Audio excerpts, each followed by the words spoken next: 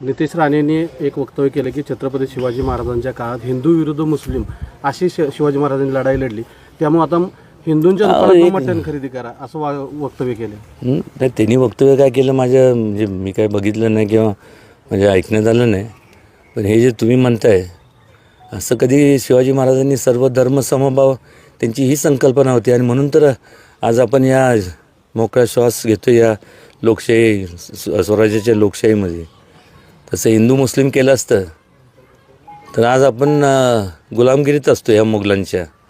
जेव्हा नितेश राणेला असं म्हणायचं असेल की मुघलांचे जे काय म्हणजे औरंगजेबची कबरीचं एवढं चाललं आहे उदात्तीकरण की त्याच्यावरती वादविवाद आहे काय.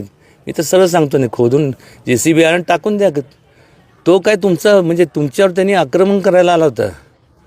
तुम्ही आम्ही सगळे हिंदू असू दे या देशातले किंवा मुस्लिम असू नये तर कुठल्याही जाती धर्मातले असू दे, तुम्ही सगळे आपण सगळे गुलाम असतो. छत्रपती शिवाजी महाराज नसते आणि तुमच्या सगळ्यांचे वंशजांनी साथ दिली नसती, नाही सॉरी पूर्वजांनी साथ दिली नसती तर तुमचे म्हणजे त्या काळात सगळ्यांनी साथ दिली म्हणून तर आज आपण या लोकशाही म्हणजे लोकशाही आपल्याला हे.